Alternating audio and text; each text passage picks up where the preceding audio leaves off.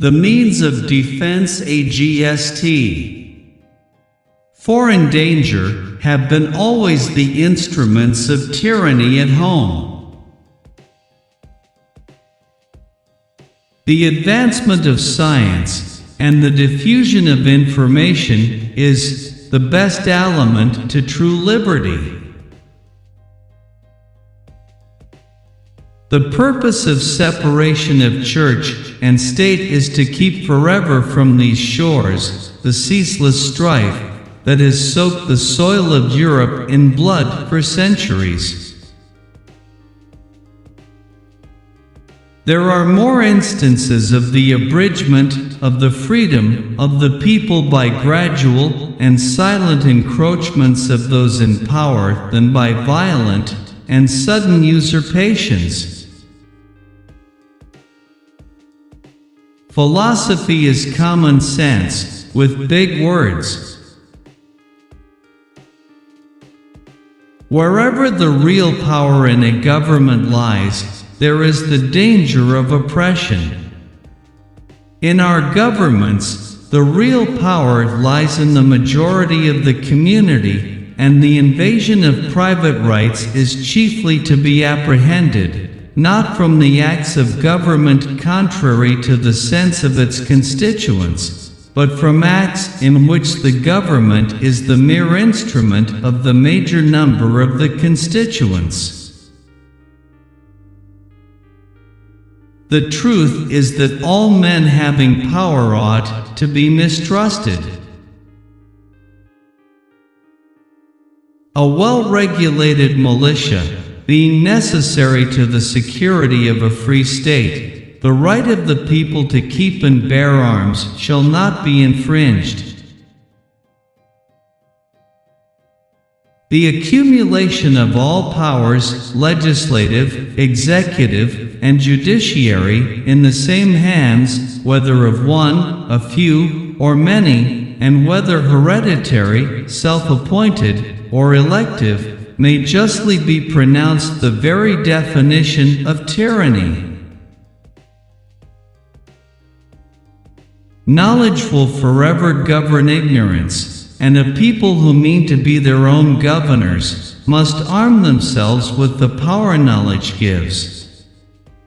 A popular government without popular information, or the means of acquiring it, is but a prologue to a farce or a tragedy, or perhaps both. It will be of little avail to the people that the laws are made by men of their own choice if the laws be so voluminous that they cannot be read, or so incoherent that they cannot be understood. Americans have the right and advantage of being armed, unlike the citizens of other countries whose governments are afraid to trust the people with arms. I cannot undertake to lay my finger on that article of the Constitution which granted a right to Congress of expending, on objects of benevolence, the money of their constituents. Charity is no part of the legislative duty of the government. The Constitution preserves the advantage of being armed, which Americans possess over the people of almost every other nation, where the governments are afraid to trust the people with arms. The means of defense against foreign danger have been always the instruments of tyranny at home. Among the Romans it was a standing maxim to excite a war whenever a revolt was apprehended. Throughout all Europe, the armies kept up under the pretext of defending have enslaved the people. Religious bondage shackles and debilitates the mind, and unfits it for every noble enterprise, every expanded prospect. History records that the money changers had used every form of abuse, intrigue, deceit, and violent means possible to maintain their control over governments by controlling money and its issuance. The powers delegated by the proposed Constitution to the federal government are few and defined. Those which are to remain in the state governments are numerous and indefinite. The former will be exercised principally on external objects, as war, peace, negotiation, and foreign commerce. The powers reserved to the several states will extend to all the objects which in the ordinary course of affairs concern the lives and liberties and properties of the people, and the internal order, improvement, and prosperity of the state. No nation could preserve its freedom in the midst of continual warfare. Every new and successful example, therefore, of a perfect separation between ecclesiastical and civil matters is of importance. And I have no doubt that every new example will succeed, as every past one has done, in shewing that religion and government will both exist in greater purity, the less they are mixed together.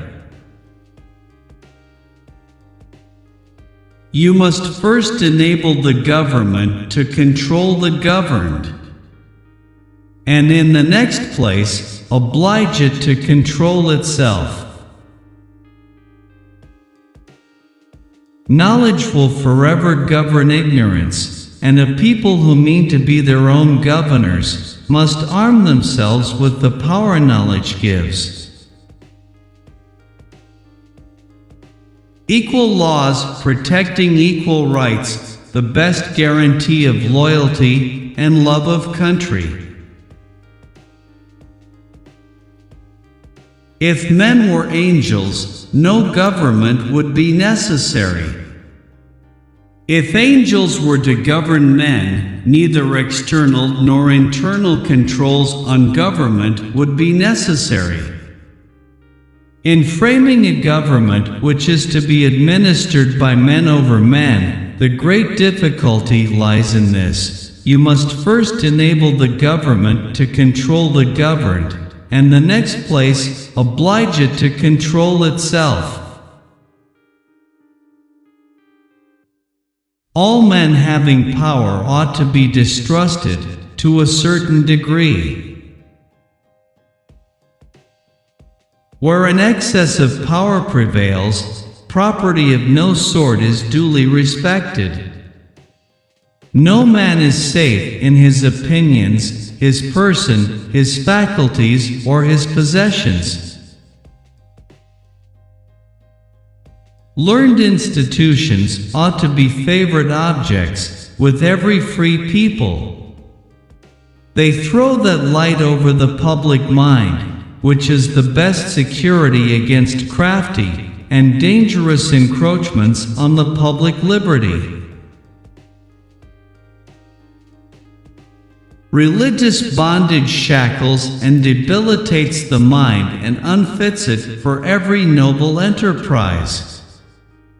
During almost 15 centuries has the legal establishment of Christianity been on trial. What have been its fruits? More or less, in all places, pride and indolence in the clergy, ignorance and servility in laity, in both superstition, bigotry, and persecution. The means of defense against foreign danger historically have become the instruments of tyranny at home. As a man is said to have a right to his property, he may be equally said to have a property in his rights. The operations of the federal government will be most extensive and important in times of war and danger, those of the state governments in times of peace and security.